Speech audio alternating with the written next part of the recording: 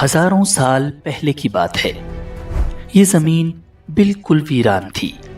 न इंसान, न शहर, न आबादियां। सिर्फ एक ही मखलूक यहाँ आबाद थी।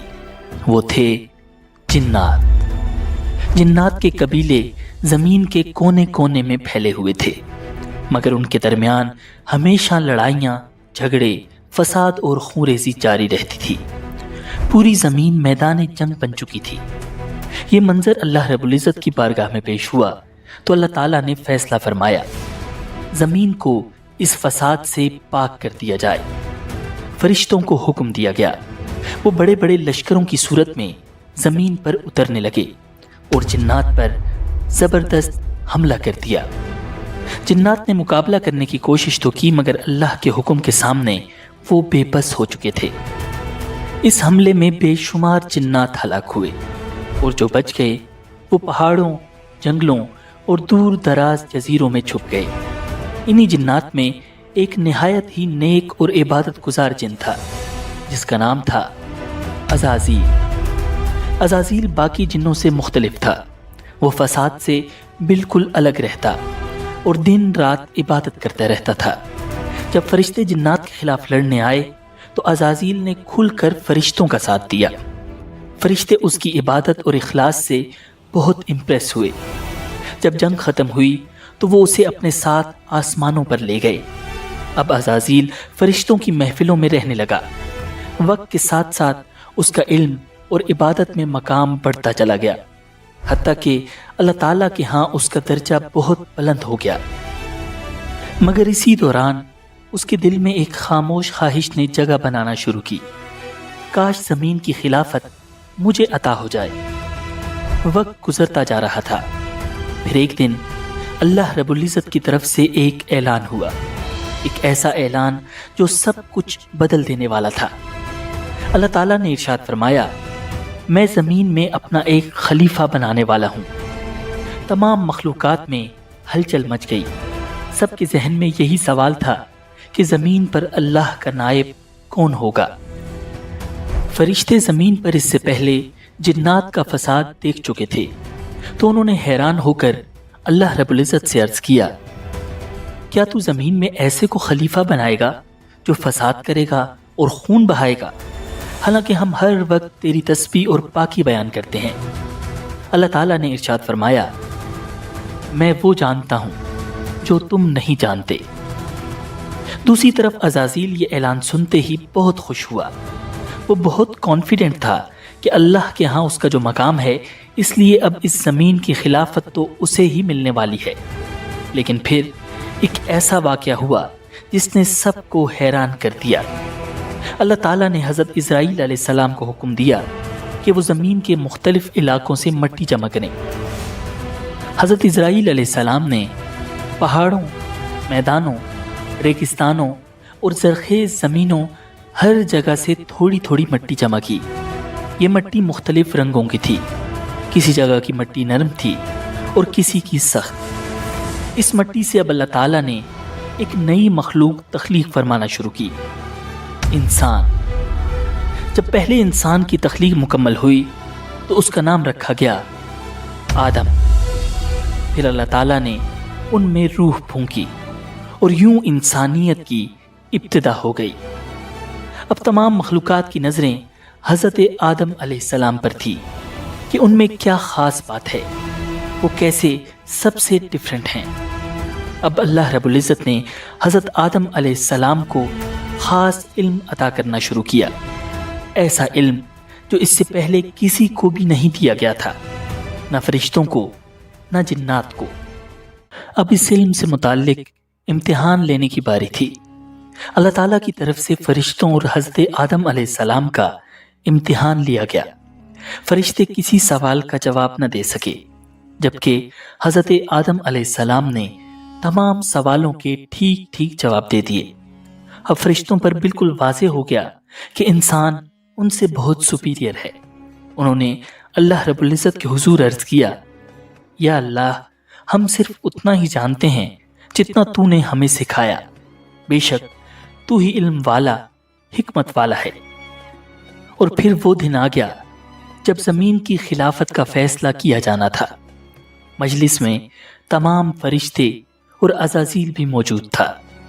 عزازیل کے دل میں انسان کے خلاف حسد کی چنگاری بھڑک رہی تھی، مگر اسے اپنی عبادت پر بہت ناز تھا اور وہ سوچ رہا تھا کہ آدم تو بیچارہ مٹی سے بنا ہے اور میں آگ سے بنا ہوں، میں ہی یقیناً اللہ کے نزدیک افضل ہوں، خلافت تو مجھے ہی ملے گی۔ اور پھر اللہ تعالیٰ نے اپنا فیصلہ سنا دیا کہ زمین پر اس کا خلیفہ انسان ہوگا۔ عزازیل پر یہ خبر بجلی بن کر گری، وہ شوق میں چلا گیا، اس کی آنکھیں غم اور غصے کی وجہ سے سرخ ہو رہی تھیں۔ اب اللہ رب العزت نے تمام فرشتوں اور عزازیل کو حکم دیا، آدم کو سجدہ کرو۔ اللہ رب العزت کے اس حکم کے ساتھ ہی تمام فرشتے فوراً سجدے میں گر گئے، سوائے عزازیل کے۔ کسی کی مجال نہ تھی کہ اللہ کے حکم کا انکار کرے، مگر وہ بدبخت گردن اکڑائے غصے اور تکبر کے ساتھ کھڑا ہوا تھا۔ دربار خداوندی میں سناٹا چھایا ہوا تھا۔ اللہ تعالیٰ نے پوچھا، تجھے کس چیز نے روکا کہ تو سجدہ نہ کرے جب میں نے تجھے حکم دیا؟ ابلیس نے تکبر سے جواب دیا، میں اس سے بہتر ہوں، تو نے مجھے آگ سے پیدا کیا اور اسے مٹی سے۔ اللہ رب العزت نے نہایت جلال سے فرمایا، نکل جا یہاں سے، تجھے یہ حق نہیں کہ یہاں تکبر کرے، یقیناً تو ذلیلوں میں سے ہے۔ اب وہ عزازیل ابلیس بن چکا تھا، مردود اور شیطان، مگر بجائے شرمندہ ہونے یا توبہ کرنے کے اس نے اللہ تعالیٰ سے ایک حیران کن درخواست کی، مجھے قیامت تک مہلت دے دے، جس دن انسانوں کو قبروں سے اٹھایا جائے گا۔ اللہ رب العزت نے فرمایا، جا، تجھے مہلت دی گئی۔ لیکن ابلیس نے وہیں ایک اور اعلان کیا، جو کہ ایک چیلنج تھا، ایک سازش تھی۔ کہنے لگا، اب چونکہ تو نے مجھے گمراہ کیا ہے، اس لیے میں بھی قسم کھاتا ہوں کہ ان انسانوں کی گھات لگا کر تیرے سیدھے رستے پر بیٹھا رہوں گا، پھر میں ان پر چاروں طرف سے حملے کروں گا، ان کے سامنے سے بھی اور ان کے پیچھے سے بھی اور ان کے دائیں طرف سے بھی اور ان کے بائیں طرف سے بھی، اور تو ان میں سے اکثر لوگوں کو شکر گزار نہیں پائے گا۔ اللہ رب العزت نے نہایت جلال سے فرمایا، نکل جا یہاں سے ذلیل اور مردار ہو کر، ان میں سے جو تیرے پیچھے چلے گا وہ بھی تیرا ساتھی ہوگا، اور میں تم سب سے جہنم کو بھر دوں گا۔ یوں ابلیس انتہائی ذلیل ہو کر بارگاہ خداوندی سے نکل گیا۔ وہ غصے اور انتقام کی آگ میں جل رہا تھا۔ اسے سب سے زیادہ غصہ انسان پر تھا، جس کی وجہ سے وہ اللہ رب العزت کی مجلس سے نکالا جا چکا تھا۔ اب حضرت آدم علیہ السلام کا اصل امتحان شروع ہونے والا تھا۔ انسان اور شیطان کا مقابلہ شروع ہونے والا تھا۔ حضرت آدم علیہ السلام جنت میں رہنے لگے، وہاں ہر طرح کی نعمتیں تھیں، لیکن پھر بھی وہ اکیلا محسوس کرتے تھے، انہیں تنہائی کا احساس ہوتا تھا۔ اللہ رب العزت نے ان کی تنہائی دور کرنے کے لیے ان کی زوجہ حضرت حوا علیہ السلام کو پیدا فرمایا، وہ ان کی ساتھی بنی۔ اب حضرت آدم اور حضرت حوا دونوں خوشی سے جنت میں رہنے لگے۔ اللہ رب العزت نے فرمایا، اے آدم، تم اور تمہاری بیوی جنت میں رہو، جہاں سے چاہو کھاؤ پیو، خوشی سے رہو، مگر ایک درخت کے قریب مت جانا، ورنہ تم ظالموں میں سے ہو جاؤ گے۔ جنت میں ہر طرف نعمتیں تھیں، آرام تھا، سکون تھا۔ صرف ایک درخت تھا جس کے قریب جانے سے اللہ رب العزت نے منع فرمایا تھا، مگر شیطان جو پہلے ہی جنت سے نکالا جا چکا تھا، حضرت آدم علیہ السلام سے حسد اور بغض میں جل رہا تھا۔ وہ چاہتا تھا کہ آدم اور حوا بھی اللہ تعالیٰ کی نافرمانی کریں تاکہ وہ بھی اس کی طرح جنت سے نکالے جائیں۔ اسی لیے وہ چپ کے آیا اور حضرت آدم اور حوا کے دلوں میں وسوسے ڈالنے شروع کر دیے۔ وہ ان سے کہنے لگا، تمہیں جنت کے ہر درخت سے کھانے کی اجازت ہے، لیکن کیا تم نے کبھی سوچا ہے کہ اس ایک درخت سے کیوں روکا گیا؟ آخر کیا وجہ ہے؟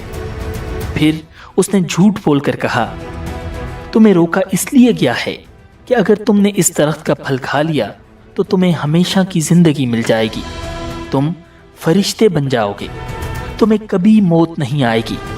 یہ درخت تو شجر خلد ہے، یعنی ہمیشہ کی زندگی دینے والا درخت۔ ابلیس نے بڑی نرمی، چالاکی اور جھوٹی قسموں کے ساتھ یہ ظاہر کیا کہ وہ ان کا خیر خواہ ہے۔ وہ بار بار کہتا رہا، میں تم دونوں کا بھلا چاہتا ہوں، میری بات مانو، اس درخت کا پھل کھا لو، دیکھنا تمہیں کیا مقام حاصل ہوتا ہے۔ حضرت آدم اور حوا نے کبھی جھوٹ سنا ہی نہیں تھا اور نہ کبھی کسی کو اللہ کی جھوٹی قسم کھاتے دیکھا تھا، تو بالآخر وہ دھوکہ کھا گئے اور اس درخت کا پھل کھا لیا۔ بس یہی وہ لمحہ تھا جس نے سب کچھ بدل دیا۔ اللہ تعالیٰ کا حکم ٹوٹ چکا تھا۔ جیسے ہی انہوں نے پھل کھایا، فوراً جنت کا نورانی لباس ان کے جسموں پر سے غائب ہو گیا اور وہ گھبرا کر جنت کے پتوں سے خود کو چھپانے لگے۔ ان پر ایک دم شرمندگی چھا گئی۔ اللہ تعالیٰ نے حضرت آدم کو پکارا، کیا میں نے تمہیں اس درخت سے منع نہ کیا تھا اور یہ نہ کہا تھا کہ شیطان تم دونوں کا کھلا دشمن ہے؟ دونوں نے جب اللہ کی پکار سنی تو مارے خوف کے کانپ اٹھے۔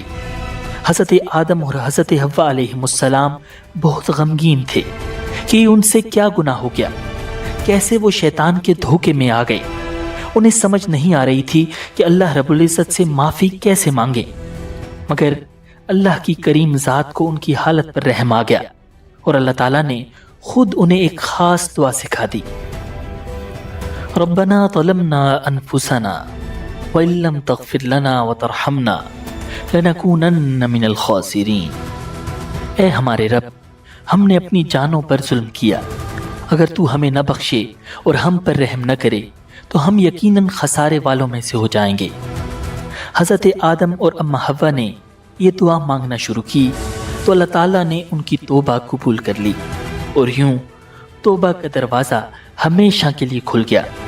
پھر اللہ تعالیٰ نے فرمایا، اب تم سب انسان اور شیطان زمین پر اتر جاؤ، تم ایک دوسرے کے دشمن ہوگے، وہاں تمہیں ایک وقت مقرر تک ٹھہرنا ہے اور وہاں زندگی گزارنی ہے۔ حضرت آدم اور حضرت حوا کو جنت سے اتار کر اس زمین پر بھیج دیا گیا۔ یہی وہ جگہ تھی جہاں ان کا اور ان کی آنے والی نسلوں کا امتحان لیا جانا تھا، جہاں انسان اور شیطان کی ایک مسلسل جنگ رہنی تھی۔ اس زمین پر تو سب مختلف تھا۔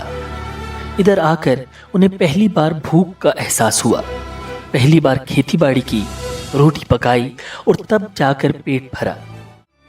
حضرت ابن عباس رضی اللہ تعالیٰ عنہ فرماتے ہیں کہ زمین پر اترنے کے بعد حضرت جبرائیل علیہ السلام حضرت آدم علیہ السلام کے پاس آئے۔ ان کے ساتھ گندم کے 7 دانے بھی تھے۔ حضرت آدم نے پوچھا، اے جبرائیل، یہ کیا چیز ہے؟ حضرت جبرائیل علیہ السلام نے جواب دیا، یہ اسی درخت کا پھل ہے جس کے بارے میں آپ کو منع کیا گیا تھا، لیکن آپ نے وہ کھا لیا تھا۔ حضرت آدم نے فرمایا، اب میں ان دانوں کا کیا کروں؟ حضرت جبرائیل نے کہا، انہیں زمین میں بو دیجئے۔ حضرت آدم نے ان دانوں کو زمین میں بو دیا۔ یہ دانے بہت وزنی اور بڑے تھے، دنیا کے عام دانوں سے کہیں زیادہ۔ کچھ عرصے بعد وہ دانے اگائے۔ حضرت آدم نے فصل کاٹی، دانے صاف کیے، پھر انہیں پیسا، آٹا گوندا اور روٹی بنائی۔ یوں حضرت آدم علیہ السلام نے زمین پر محنت کر کے کھانا کھانے کا طریقہ سیکھا۔ اسی طرح حضرت آدم علیہ السلام کا پہلا لباس بھی حضرت جبرائیل علیہ السلام کی مدد سے تیار ہوا۔ وہ بھیڑ کی اون سے بنا تھا۔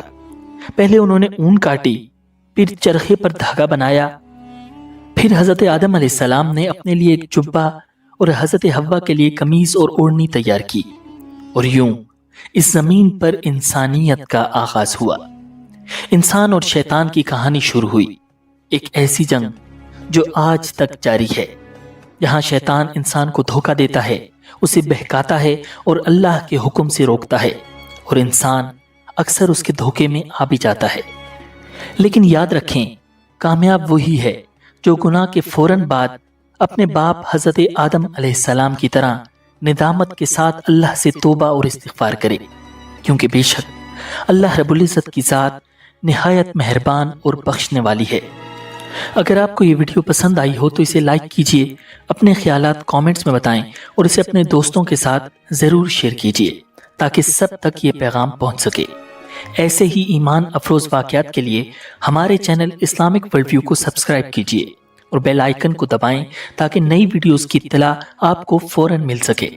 اب اگلی ویڈیو دیکھنے کے لیے یہاں کلک کیجئے۔ حضرت ابراہیم علیہ السلام اور شیطان کے پجاری نمرود کے درمیان ہونے والا عظیم مقابلہ۔ مجھے دیجئے اجازت، اللہ نگہبان۔